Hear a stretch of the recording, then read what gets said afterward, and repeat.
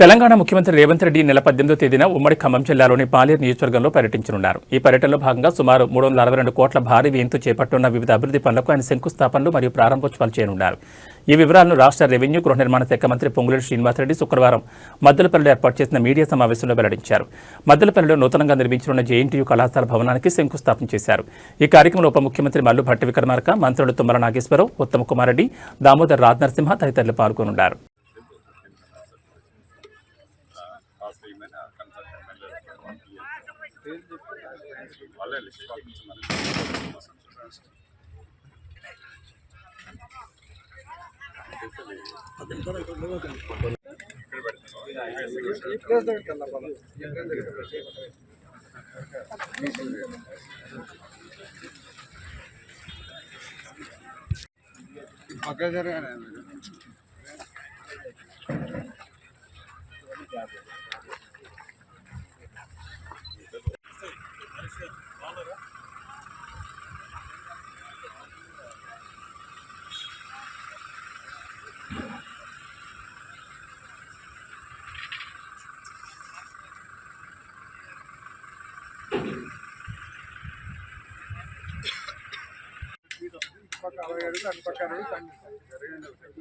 దీని వెనక కూడా మళ్ళీ 150 అడుగులు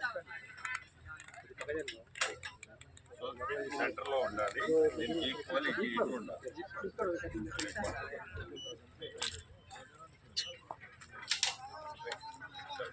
ఎప్పటికైపోతుంది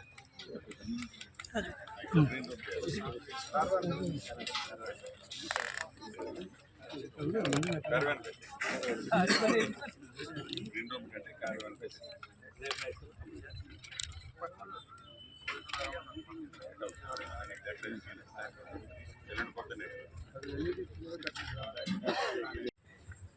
మన ఆదిలాబాద్ ఒకటి జరుగుతుంది, దాంతో శ్రీకారం. రేపు మహబాద్ ఉంది, మహబూబ్ నగర్ ఉంది, ఎల్లుండి ఖమ్మం ఉంది.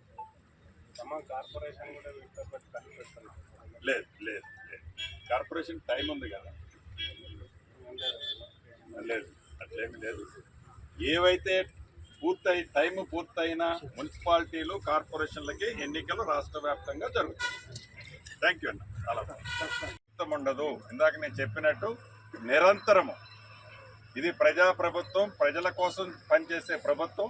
ఎన్నికలప్పుడు ఆ ప్రభుత్వం లాగా ఇందిరమ్మ ఇళ్ళు ఉందనుకోండి, ఇప్పుడు మేము ఇచ్చింది ఏ ఎన్నికలు ఉన్నాయని మేము ఇందిరమ్మ ఇళ్ళు ఇవ్వలే. అది మా చిత్తశుద్ధికి ఒక నిదర్శనం.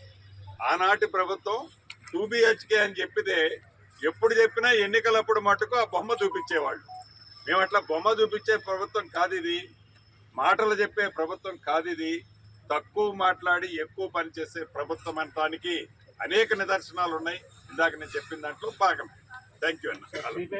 తర్వాత గౌరవ ముఖ్యమంత్రి గారు వారి ఆహ్వానం మేరకు కమ్యూనిస్ట్ పార్టీ 100 సంవత్సరాల వేడుకలో కూడా పాల్గొని అక్కడ నుంచి క్యాబినెట్ మేడారంలో, అది కూడా ఒక ఇంపార్టెంట్ పాయింట్. మేడారంలో నాకు తెలిసి ఉమ్మడి ఆంధ్రప్రదేశ్లో కూడా నాకు గుర్తున్నంత వరకు, నాకు తెలిసినంత వరకు క్యాబినెట్ మీటింగ్ ఎప్పుడు హైదరాబాద్ తప్ప బయట పెట్టిన సందర్భాలు ఉన్నాయని నేను అనుకోవట్లే.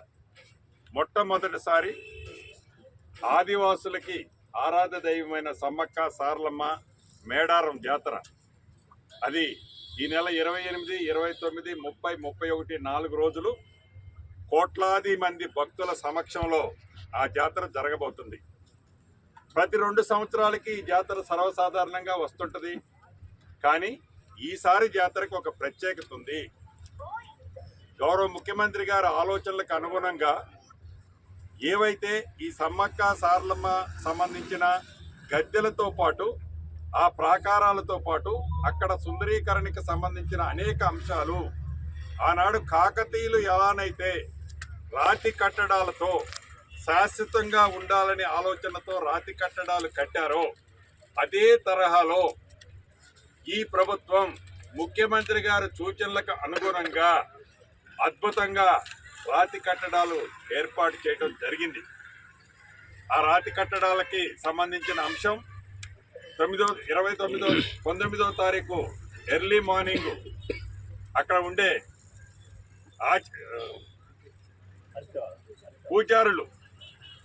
పూజారులు సూచనల మేరకు 19వ తారీఖు ఉదయం దాన్ని లాంఛనంగా కొత్తగా ఏవైతే ఏర్పాటు చేశామో రాతి కట్టడాలు వాటన్నిటిని గౌరవ ముఖ్యమంత్రి గారు, ఉప ముఖ్యమంత్రి గారు, సహచర మంత్రుల సమక్షంలో ముఖ్యమంత్రి గారు వాటిని ప్రారంభిస్తున్నారు.